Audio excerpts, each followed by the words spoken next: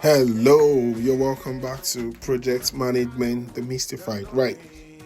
So this is episode 5 of looking at the senior PMO analyst role with ACCA. So we've done 4 previous episodes and just going through this last couple of bullet points in speaking about the job itself. So the next bullet point is about undertaking portfolio analysis plan. So this is just understanding the makeup of the portfolio. I don't know if you can remember, I spoke about what makes up a project, then a collection of projects makes up a program, and a collection of program make up a portfolio. So the portfolio kind of drives the strategic direction of the organization, and the PMO or the senior PMO analyst in this instance will be very instrumental to analyzing what is included in that portfolio and what should sit where. So what projects or what programs should sit where. So what funding should sit where based on what the senior stakeholders have discussed and agreed and approved.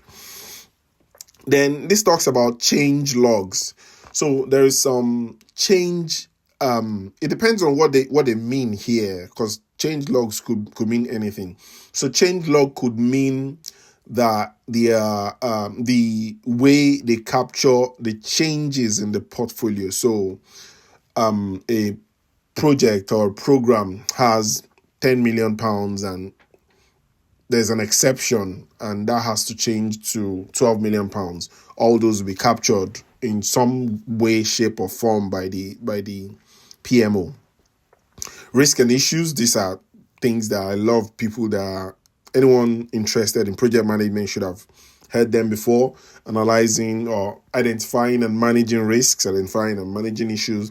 So the PMO, what the PMO will be doing in this instance will be, there could be a system that captures the organizational risks. So if there are 20 projects, the individual projects have their own risks and they are captured on a system, and that gets fed into a form of backend where the PMO can see what risks have been captured across projects and programs.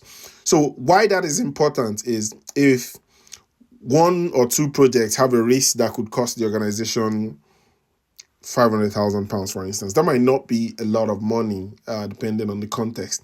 But when risks across the organization are now reaching millions or hundreds of millions of pounds, so that could call for concern, and the PMO or senior PMO would be working with maybe project managers, or in whatever, it depends on the kind of framework they're following. It could be release trained engineers, it could be anyone, program managers, anyone that is responsible for the funding, for managing the costs, or managing the project or the risks, would be having that conversation to mitigate the risks or the issues. So also dependencies. So a project could be dependent on another project, or a program could be dependent on another program, and that could cause delays. So if the PMO is looking at things from a bird's view perspective, then they can see where the cross points are, where the networks are, and support or help with ways to identify them early and let the people involved or the project or the portfolios involved know what will happen when, and they can better plan. And just as it says, provide insightful information to senior stakeholders. What senior stakeholders don't like is surprises. So they want all the information they can get, and there are no surprises. So it's not when things that they should have known about and made decision about months ago, and they're just knowing. That's not what senior stakeholders want. Then we also have set up and manage program workshops with key stakeholders. So all that is bread and butter. You set up workshops, get the right attendees, create clear agenda.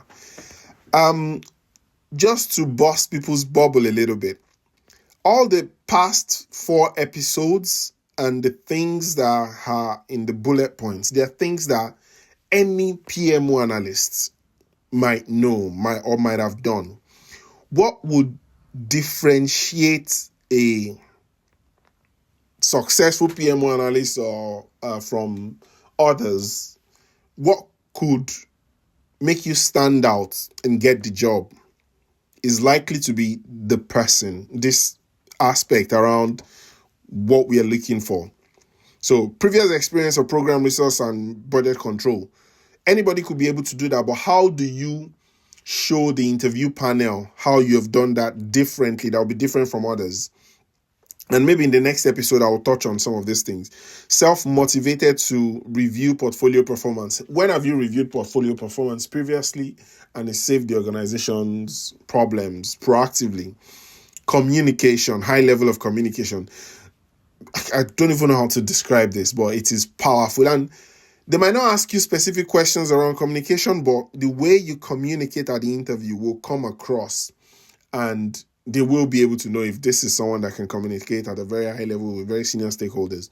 Team player, Microsoft expertise. I'm not really fussed about Microsoft expertise because anyone can learn systems. But the previous 4 bullet points, maybe I'll touch on some of them in the next episode. All right, let's leave it there and I'll see you on the other side. Cheers. Bye-bye.